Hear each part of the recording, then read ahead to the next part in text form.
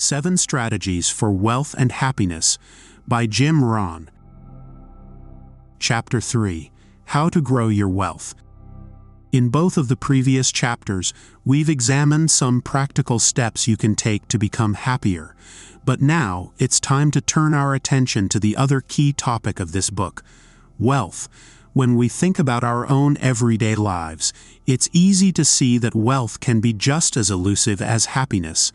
Everybody wants to be rich, just like everybody wants to be happy. But we rarely take the right steps to make either of those dreams come true. So, in this chapter, we'll learn how you can cultivate good financial habits that will help you increase your wealth. And we'll start with a pretty universal desire: becoming a millionaire. If you went up to the average person on the street and asked them, "Would you like to be a millionaire?" pretty much everybody would say, "Yes, I'd love to be a millionaire." However, the author observes that having an excess amount of wealth can be more problematic than you might think. That's because it's a lot easier to become a millionaire than it is to stay a millionaire. Why?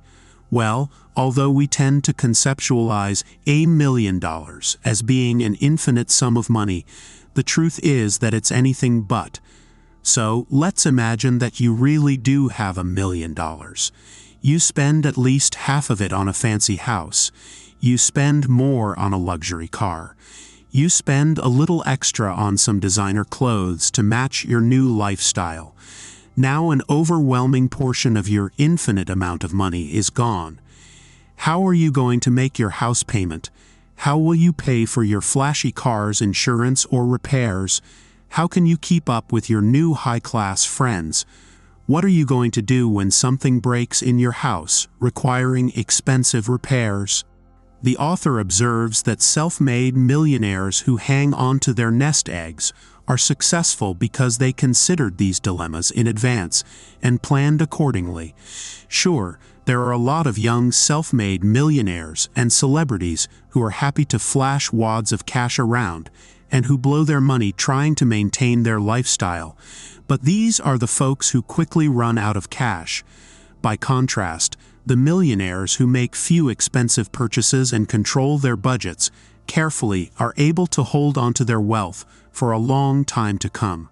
And the author's research indicates that many millionaires practiced this strategy for a long time before they ever attained their wealthy status. In fact, the penny-pinching strategies they employed are so accessible that pretty much anyone could implement these tips to become a self-made millionaire. Here's how it works. You start by simply cutting out all the purchases you don't need. The things we buy may be different for everyone, but the logic is the same, because at one point or another, everyone has thought, "Oh, it's only $5, $10, or $15. It won't hurt to spend just a little bit." But every time we employ that logic and spend another small amount on something we don't need, we're throwing away another little bit of money.